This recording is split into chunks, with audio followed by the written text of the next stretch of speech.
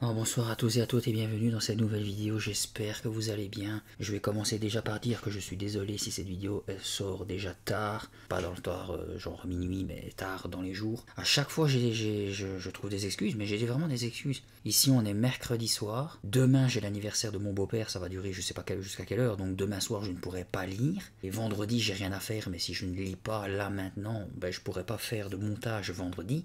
Et si j'attends vendredi soir pour lire, vous n'aurez rien le week-end parce qu'il y a la Pixel Day qui arrive et moi j'y serai tout le week-end. Donc. Et pour ceux qui ne savent pas, la Pixel Day c'est la plus grosse convention de jeux vidéo d'Europe. Je vais le redire plus lentement.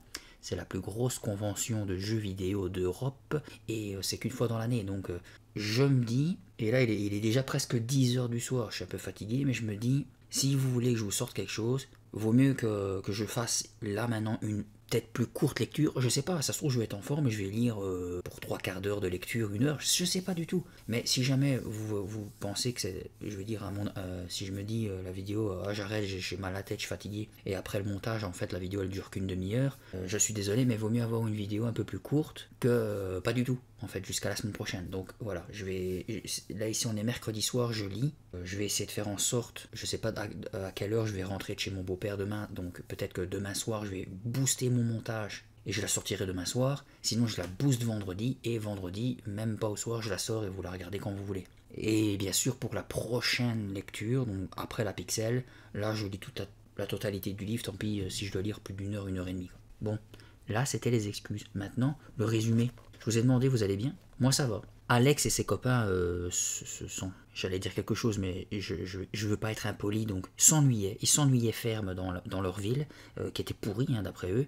Ils ont été dans la maison d'un homme qui surnommait l'araignée, parce que la baraque elle était considérée comme hantée, délabrée, tout ça, et seul un mec un peu bizarre pouvait y habiter. Donc ils se sont amusés pour se faire peur à rentrer à l'intérieur, enfin pour se faire peur, le seul qui avait peur c'était Alex. Et évidemment comme par hasard c'est lui qui a trouvé un appareil photo assez spécial qui prend des clichés mais de catastrophe après. Donc on a déjà vu plusieurs photos de ce qu'il a fait de son ami en train de chuter alors qu'il n'avait pas encore chuté, mais il chute à cause de la photo, enfin après la photo. Il a fait aussi une photo de la voiture flambant neuve de son père qui sur la photo était complètement déglingué, et il avait cette peur au ventre que ils aient un accident. Et c'est ce qui est arrivé si vous avez suivi l'histoire d'avant. Ils étaient en train de manger, mais Alex n'était pas trop chaud pour aller faire un tour après le repas. Son père, il a insisté. Ils sont allés faire un tour en famille dans la voiture, et là, bon, désolé pour la moto qui va passer, mais là, pas besoin de cuter parce que c'est les blabla. C'est plus important de cuter quand c'est pour les lectures complètes et Spotify. Oui, donc, ils vont avoir probablement un accident, j'espère pas, parce que on s'était laissé sur le fait que Alex il a commencé à hurler à son père attention, pas un camion, alors que je crois qu'il roulait à 150 km/h. Voilà. Papa, hurla Alex. Attention au camion. Donc, est-ce qu'il va faire attention ou il va se prendre un camion plein fouet? Comme d'habitude, je vous souhaite une bonne écoute. Et non, j'ai fait l'inverse. Je voulais dire, installez-vous bien. Et comme d'habitude, je vous souhaite une bonne écoute. Il y eut des hurlements de klaxons. Le break fut secoué comme s'il était frappé par le souffle d'un ouragan. Monsieur Banks donna un coup de volant vers la droite. Le camion ne les avait pas touchés, mais il s'en était fallu de peu. Excusez-moi, dit monsieur Banks en ralentissant progressivement. 140, 120, 110. Je t'avais dit de ne pas aller aussi vite, cria madame Banks. Tu as failli nous faire tuer. J'essayais d'allumer les phares, expliqua son mari. Ah, la voilà, sur le volant. Ça va les garçons demanda madame Banks en se tournant vers eux. Oui, maman, pas de problème, répondit William d'une voix qui tremblait légèrement. Il était du côté où le camion avait failli les heurter. Tout va bien, dit à son tour Alex, mais on pourrait peut-être rentrer maintenant. Tu n'as pas envie de continuer demanda son père d'un ton qui trahissait sa déception. Je comptais vous emmener jusqu'à Santa Clara pour prendre une glace ou boire quelque chose. Alex a raison, dit madame Banks. Cela suffit pour ce soir. Faisons demi-tour. Tu sais, ce camion n'est pas passé si près que ça, ronchonna son mari. Mais il n'insista pas et sortit de l'autoroute pour reprendre la direction de leur maison. Dès qu'ils furent rentrés, Alex se dépêcha de récupérer la photographie dans le tiroir de sa commode. Pas de doute. On y voyait bien la nouvelle voiture complètement cabossée, avec la portière du conducteur enfoncée et le pare-brise en miettes. C'est dingue cette histoire, murmura-t-il en allant déposer la photo à côté de l'appareil, dans le compartiment secret, à la tête de son lit. Complètement dingue. Il sortit l'appareil de sa cachette et l'examina dans tous les sens, avec perplexité. « Il faut que je fasse un nouvel essai, » décida-t-il en allant se placer devant le grand miroir fixé au mur, au-dessus de la commode. « Je vais me prendre moi-même dans la glace. » Il leva l'appareil, puis changea d'avis quand il comprit que cela ne donnerait rien. Le reflet du flash empêcherait de distinguer quoi que ce soit. L'appareil à la main, il sortit de sa chambre et se rendit dans celle de William. Celui-ci était assis à son bureau en train de pianoter sur le clavier de son ordinateur, le visage illuminé par la lueur bleutée de l'écran. « Je peux te prendre en photo ?» lui demanda Alex. William pianota encore quelques secondes, puis leva les yeux d'un air surpris. « D'où sors-tu cet appareil ?»« Eh bien, c'est Sarah qui me l'a prêté. » Alex n'aimait pas mentir, mais il n'avait pas envie de mettre son frère au courant de leur expédition dans la maison Kaufmann. « Alors tu veux bien que je te prenne ?» insista-t-il. « Je risque de détraquer ton appareil ?» plaisanta William.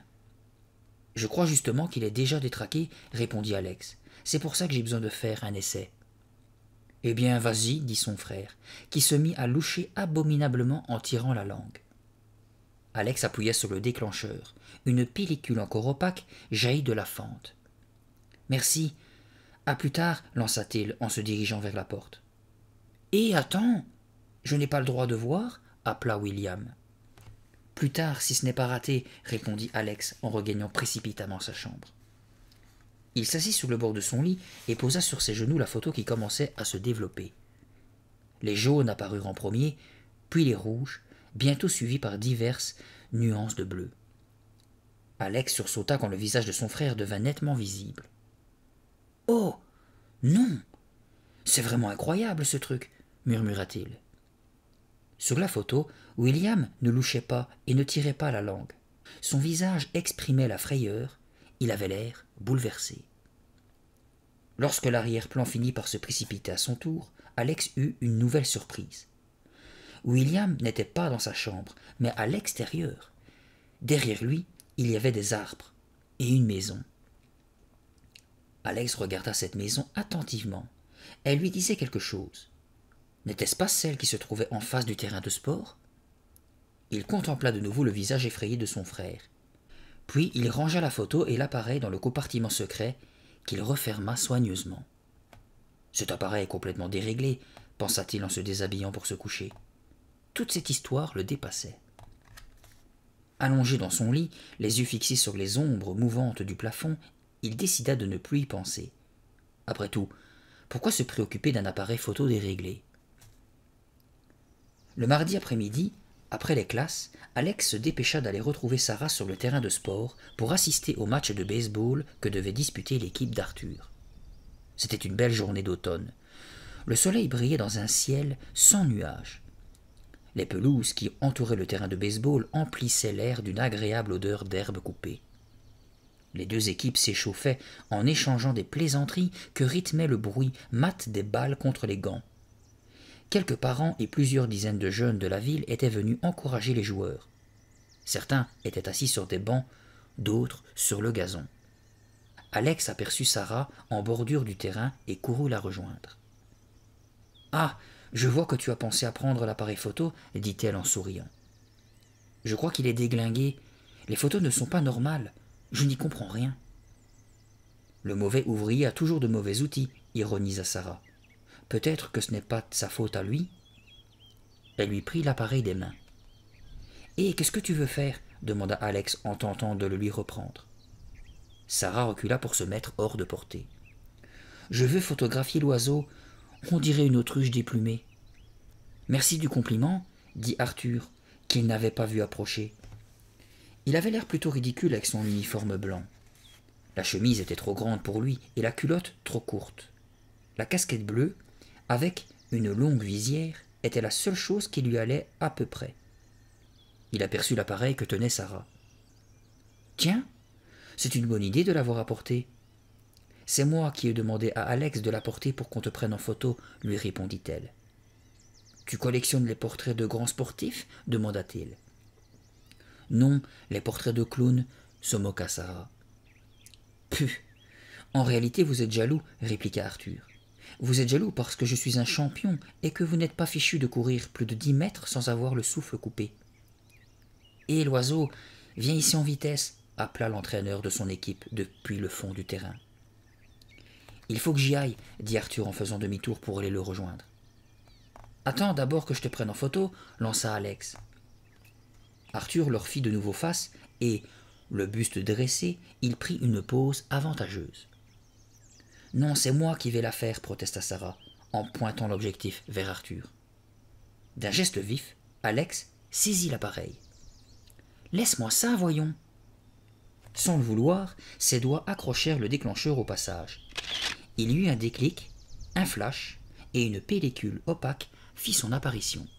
« Qu'est-ce qui t'a pris » s'écria Sarah en colère. « Excuse-moi, je ne l'ai pas fait exprès. » Sarah sortit délicatement la pellicule et les deux garçons se penchèrent pour regarder les formes et les couleurs qui se précisaient peu à peu. « Mais qu'est-ce que c'est que ça » s'exclama Arthur. Sarah et Alex demeuraient sans voix, figés par la stupeur. La photographie montrait Arthur étendu sur le dos, au milieu du terrain de baseball. Apparemment inconscient, il avait les yeux fermés et son cou faisait un angle effrayant par rapport au reste de son corps. « C'est un appareil à effets spéciaux ou quoi » demanda Arthur en prenant la photo, qu'il examina attentivement. « Ce n'est pas croyable » dit Alex en secouant la tête. « Hé, l'oiseau, grouille-toi, mon vieux » appela à nouveau l'entraîneur. « J'arrive » Arthur rendit la photo à Sarah et partit au pas de course rejoindre son équipe. Il y eut des coups de sifflet et les joueurs des deux camps allèrent se mettre en place. « Tu peux m'expliquer comment un truc pareil peut arriver » demanda Sarah en regardant la photo de plus près. « On dirait vraiment que c'est Arthur, couché par terre, comme s'il était assommé.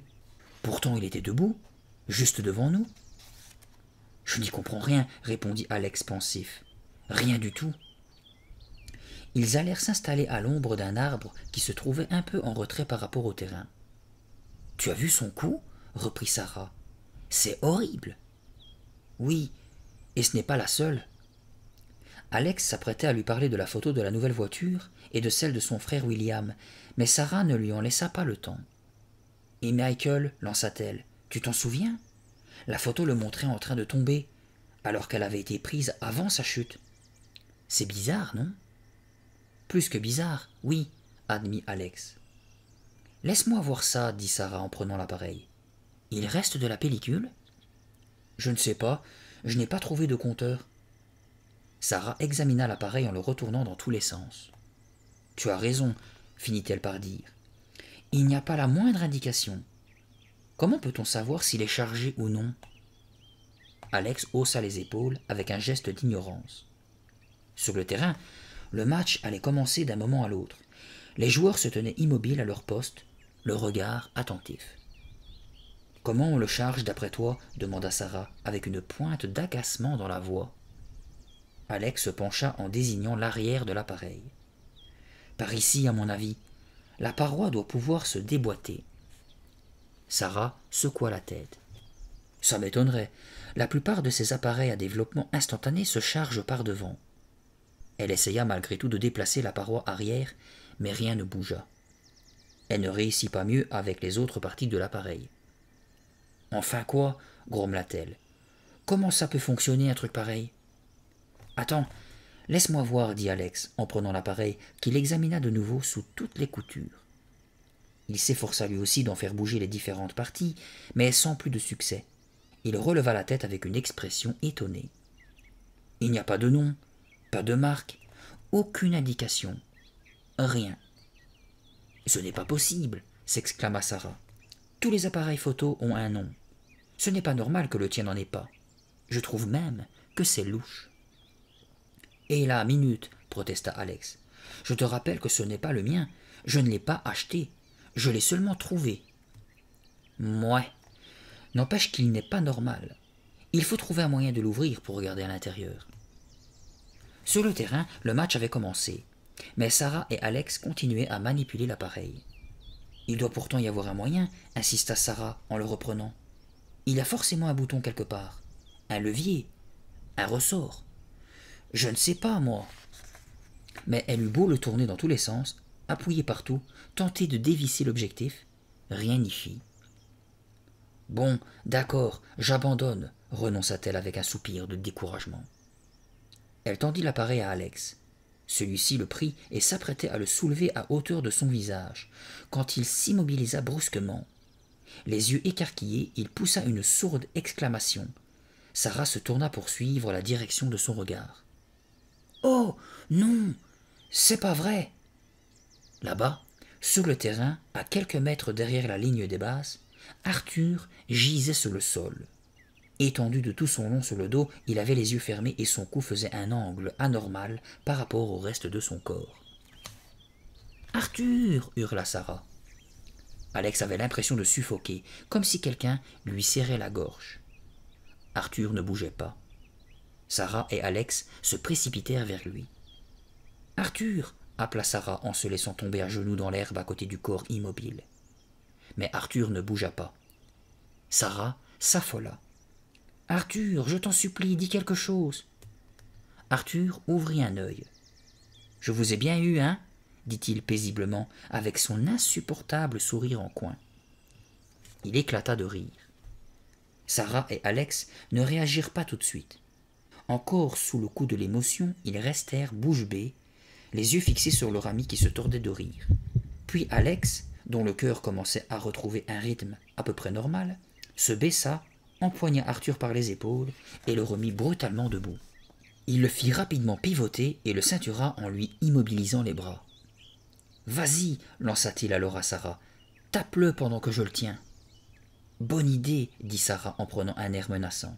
« Et attendez, laissez-moi, voyons » protesta Arthur en se débattant et en essayant d'échapper à Alex. « Qu'est-ce qui vous prend? C'était une blague ?» « Très drôle » dit Sarah en lui envoyant un coup de poing sur l'épaule. « Vraiment très drôle. » D'une brusque poussée, Arthur réussit enfin à se libérer. « C'était une blague, répéta-t-il, juste pour vous prouver que c'est idiot de faire tant d'histoires à propos de cet appareil minable. »« Mais enfin, commença Alex. »« Il est détraqué, c'est tout, coupa Arthur, en faisant tomber du revers de la main quelques brins d'herbe collés à sa culotte blanche. Vous vous faites tout un cinéma, juste pour une photo. C'est idiot, complètement idiot. »« Tu as peut-être raison, dit Alex, mais alors on peut savoir quelle est ton explication ? » « Je te l'ai dit, mon vieux, c'est un appareil déglingué, rien de plus. »« L'oiseau, c'est bientôt à toi, appela une voix. Attrape ça. » Arthur réussit de justesse à saisir au vol le gros gant de cuir rembourré qu'on venait de lui envoyer. Il adressa un petit geste de la main à ses deux amis et courut rejoindre ses coéquipiers. Sarah et Alex allèrent s'asseoir sur l'un des bancs qui bordaient le terrain. « Arthur est vraiment pénible avec ses plaisanteries stupides, » dit Alex en observant ce qui se passait sur le terrain. « Il m'a fait une de ces peurs, » s'exclama Sarah. « J'ai vraiment cru qu'il avait quelque chose de grave. » Ils suivirent le déroulement de la partie en silence pendant un certain temps. Ce n'était pas très passionnant. On en était déjà à la troisième manche et rien ne s'était vraiment passé. Alex se mit à rire en voyant un garçon de leur classe, nommé Joe Garden, renvoyer la balle au ras de la tête d'Arthur sans que celui-ci réussisse à l'arrêter. « C'est la troisième fois que ça lui arrive, dit-il. »« Il doit penser à autre chose, ricana Sarah. Il fait trop chaud et j'ai encore des devoirs à faire. On s'en va ? » « Je voudrais attendre la manche suivante, dit Alex en regardant un des joueurs frapper de toutes ses forces et manquer la balle. Ça va encore être à Arthur et j'ai envie de rester pour le siffler. C'est beau l'amitié, ironisa Sarah. Lorsque son tour arriva, Arthur lança la balle de toutes ses forces en direction de son adversaire. Celui-ci la frappa d'un mouvement puissant et précis avec sa batte. La balle repartit en sens inverse, à la vitesse d'un boulet de canon, et cogna violemment Arthur sur le côté de la tête avec un bruit sourd. Il y eut des cris, tant sur le terrain que dans l'assistance. Alex sentit son sang se glacer. Arthur resta un bref instant immobile, les yeux écarquillés. Puis il se prit la tête à deux mains et s'écroula à genoux en gémissant. Ses mains retombèrent lentement, il bascula en arrière et s'effondra de tout son long sur le dos, les yeux fermés, son cou faisant un angle anormal par rapport au reste de son corps. Il ne bougeait plus. Des quatre coins du terrain, les joueurs des deux équipes et leur entraîneur se précipitèrent vers le corps étendu sans mouvement. Sarah se mit aussitôt à courir en direction de l'attroupement en hurlant. « Arthur! Arthur !» Alex bondit à sa suite, mais s'arrêta brusquement en apercevant une silhouette familière foncer vers lui en faisant de grands signes. « William !» s'écria-t-il. Qu'est-ce que son frère venait faire ici, à cette heure-ci? Il aurait dû être en train de travailler chez le glacier du centre-ville, comme tous les jours après les classes. « William !» appela Alex. « Que se passe-t-il » William ralentit en s'efforçant de reprendre son souffle, le visage ruisselant de sueur. « J'ai couru jusqu'ici, sans m'arrêter, » réussit-il à prononcer d'une voix haletante. « Que se passe-t-il » répéta Alex, en sentant une soudaine angoisse lui nouer le ventre. William avait la même expression effrayée que sur la photo prise dans sa chambre. Et derrière lui, il y avait le même décor, avec la même maison. Ce qu'avait enregistré l'appareil était devenu réalité. Exactement comme dans le cas d'Arthur, là-bas, sur le terrain de baseball. Alex aperçut que ses genoux tremblaient. « William, dis-moi ce qui est arrivé, supplia-t-il d'une voix sourde. « C'est papa, répondit son frère en lui posant une main sur l'épaule. « Hein? Papa? Il faut que tu rentres à la maison, Alex. Papa, eh bien, il a eu un grave accident. » « Un accident ?» Alex avait l'impression d'avoir la tête complètement vide. Les paroles de son frère y résonnaient sans qu'il réussisse à en comprendre la signification. « Oui, un accident avec la nouvelle voiture. Le break est salement amoché. Une épave. »« Oh !» gémit Alex. « Allez, dépêche-toi » reprit William en faisant demi-tour. Une main crispée sur l'appareil photo, Alex partit en courant derrière son frère. Juste avant de traverser la rue, il se retourna pour regarder ce qui se passait sur le terrain de baseball. Mais la foule qui s'était amassée autour d'Arthur l'empêchait de voir si son ami avait repris connaissance ou non. « Mais qui est ce type bizarre là-bas, de l'autre côté du terrain ?» se demanda-t-il. Un homme, habillé tout en noir, semblait regarder dans sa direction.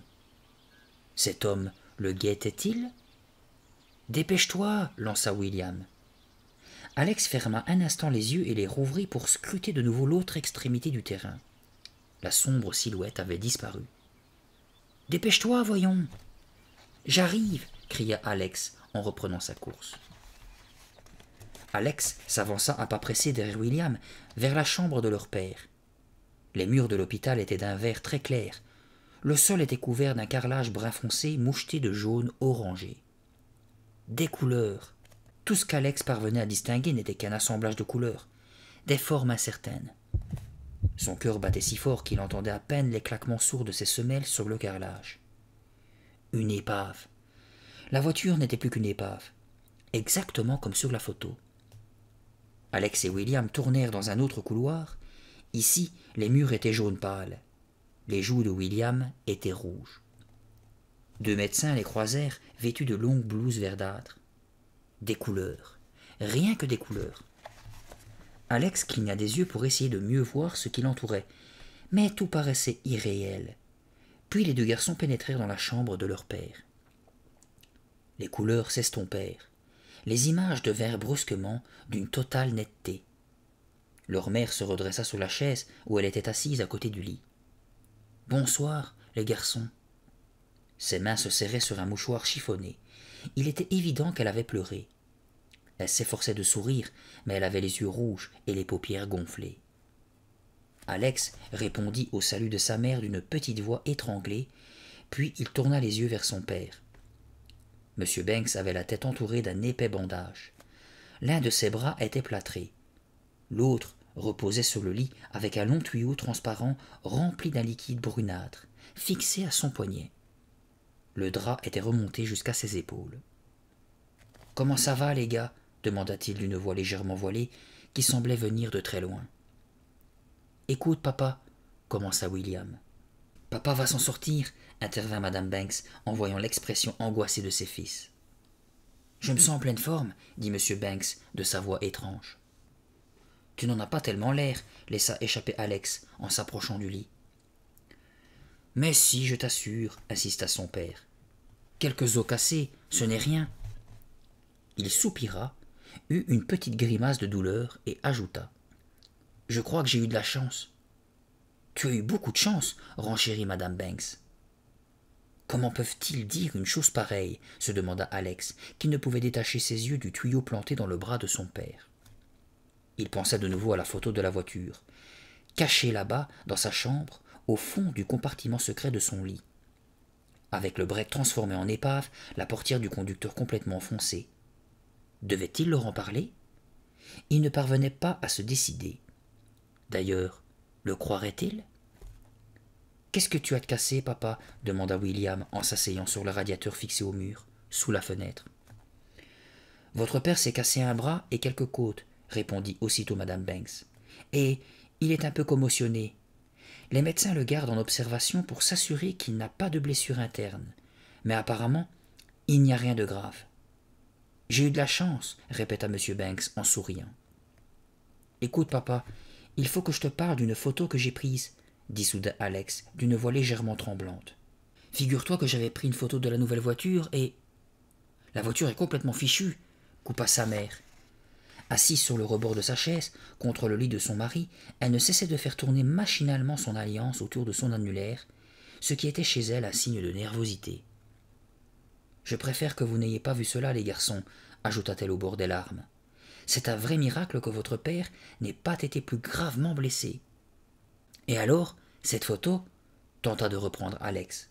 « Plus tard, si tu veux bien, » l'arrêta sa mère, en le foudroyant du regard. Alex sentit le sang lui monter aux joues. Évidemment, pensa-t-il, comment pourrait-elle savoir que c'est important?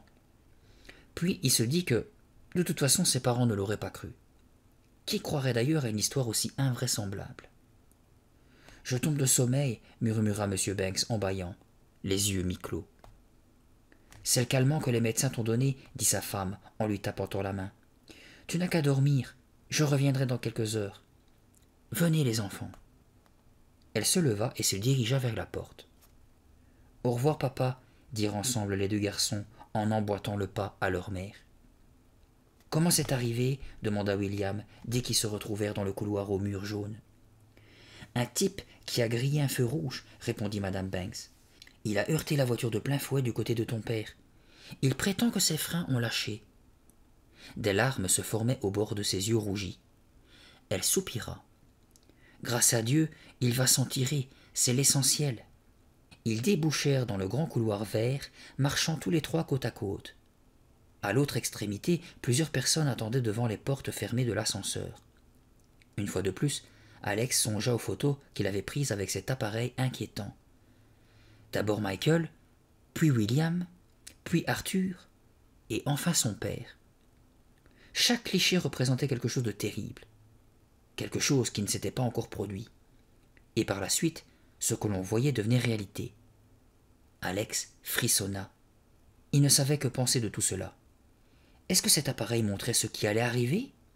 Ou bien ces terribles événements se produisaient-ils à cause de lui? « Oui, je sais qu'Arthur va bien, » dit Alex au téléphone. « Je l'ai vu hier. Il était content, vraiment content. Pas de commotion, rien du tout. Finalement, il s'en est bien tiré. » À l'autre bout de la ligne, dans la maison voisine, Sarah approuva, puis renouvela sa demande. « Non, Sarah, » répliqua Alex, « je ne veux pas. »« Allez, apporte-le, sois sympa, » insista Sarah. « C'est mon anniversaire. »« Je te répète que je ne veux pas apporter cet appareil, ce n'est pas une bonne idée, vraiment pas. » On était le samedi après-midi du week-end suivant. Alex n'avait pas touché à l'appareil depuis l'accident de son père. « Je n'ai pas envie de l'apporter, » répéta Alex. « Essaye de comprendre, je ne veux pas qu'il arrive encore malheur à quelqu'un. »« Voyons, Alex, » dit-elle en lui parlant comme s'il était un gamin de 3 ans. « Tu ne penses pas une chose pareille, n'est-ce pas? Tu ne peux pas vraiment croire qu'un appareil photo puisse faire du mal aux gens. » Alex resta un instant silencieux. « Je ne sais pas ce que je dois croire, » dit-il finalement. « Je sais seulement qu'il y a d'abord eu Michael, puis Arthur, papa. » Alex avala sa salive avec peine avant d'ajouter. « Et la nuit dernière, j'ai fait un mauvais rêve. »« Et alors ?» interrogea Sarah. « De quoi t'as rêvé ?»« De cet appareil, justement. Je prenais des photos de tout le monde, de toute ma famille. Maman, papa, William. Ils préparaient un barbecue derrière chez nous. Je n'arrêtais pas de brandir mon appareil et de répéter « Souriez, souriez !» Et quand je regardais dans le viseur, eh bien, ils me souriaient. Seulement c'était des squelettes. Tous. Leur peau avait disparu, et... Dis donc, il est plutôt sinistre ton rêve, dit Sarah en riant. C'est pour cela que je ne veux pas me servir de cet appareil. J'ai l'impression que... Apporte-le, Alex, coupa Sarah. Je te rappelle que cet appareil n'est pas à toi. On était tous les 4 dans la maison Kaufmann. Il nous appartient donc à tous les 4. Alors, apporte-le. Mais enfin, pourquoi? Pour rigoler, c'est tout. Il prend des photos tellement incroyables. Ça, tu peux le dire. Tu comprends, reprit Sarah. Je ne sais pas très bien ce que nous pourrions faire d'autre. Je comptais louer une vidéo, mais ma mère veut que nous restions dehors. Elle a peur que nous mettions le souk dans sa maison si bien tenue.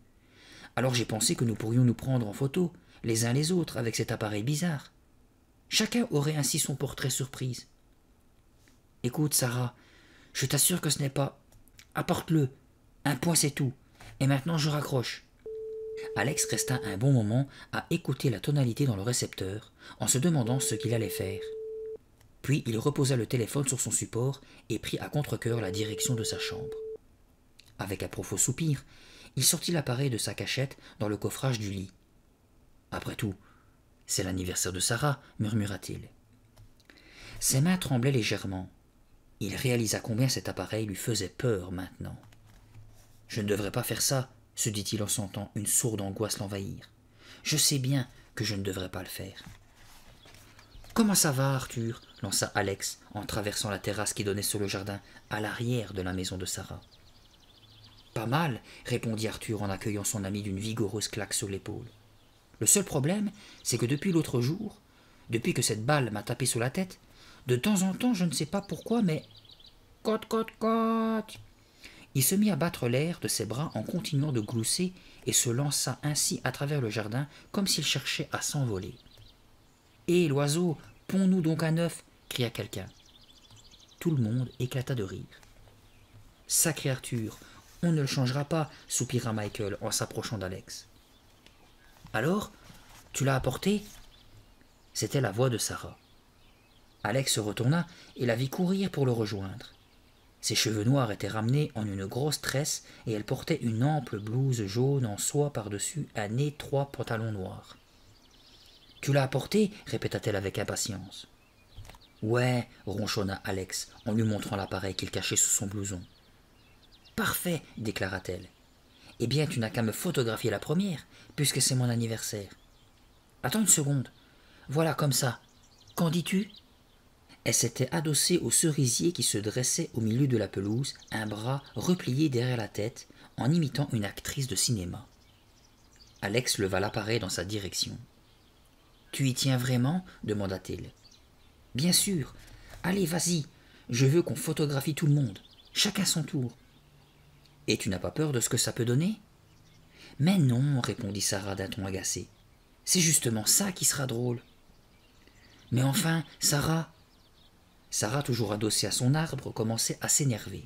« Alors tu la prends, cette photo ?» Alex la cadra soigneusement dans le viseur et appuya sur le déclencheur.